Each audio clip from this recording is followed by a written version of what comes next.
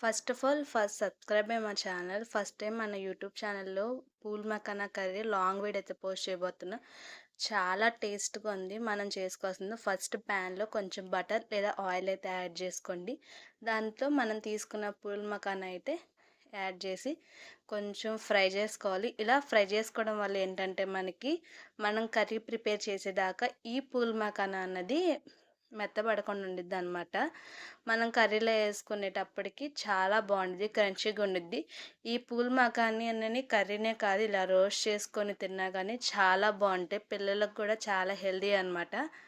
Curry మనం తిన్నా కానీ పిల్లలు అంత తొందరగా తినరు కాబట్టి ఫ్రై చేసి పెట్టచ్చు. అదే కడాయిలో బటర్ ఆర్ ఆయిల్ యాడ్ చేసి బిర్యానీ ఆకులు, మీకు ఇష్టమైతే యాలకులు, జీలకర్ర, ఇంకా లవంగాలు అయితే యాడ్ చేసుకోవచ్చు. నేను స్పైసీగా ఉండకూడదని జస్ట్ బిర్యానీ ఆకులు అయితే యాడ్ చేస్తున్నాను.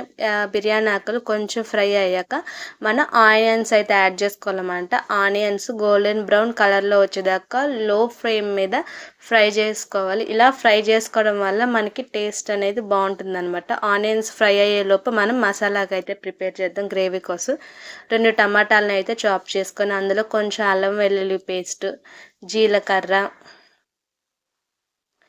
ఇంకా జీడిపప్పు కూడా యాడ్ చేసుకోవచ్చు. జీడిపప్పు ఉంటే నేనైతే యాడ్ చేయట్లేదు.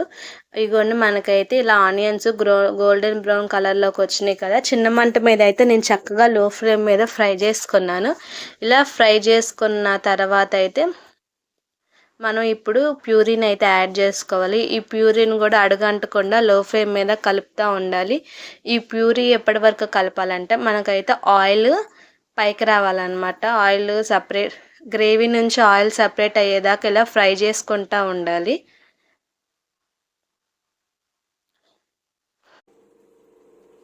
ఆయిల్ సపరేట్ అయ్యాక కొంచెం పసుపు, కారం, తగినంత కారం, ఇంకా ఉప్పు, కొంచెం గరం మసాలా, ధనియాల పొడి ఇవన్నీ యాడ్ చేసుకొని పచ్చివాసన పోయేదాకా చక్కగా ఫ్రై చేసుకోవాలన్నమాట. ఇలా చూడండి అడుగంటుతుంది కదా, అడుగంటకుండా మనం అలా కలుపుకుంటూనే ఉండాలి.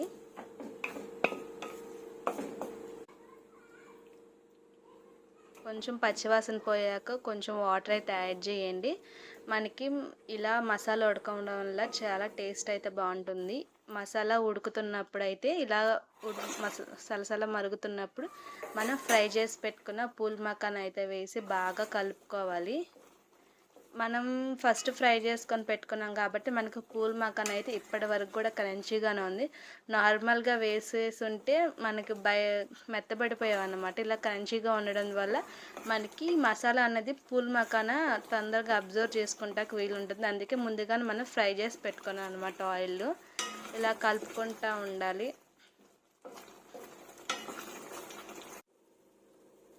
కొంచెం దగ్గరికి అయ్యాక కొత్తిమీర యాడ్ చేసుకోవాలి.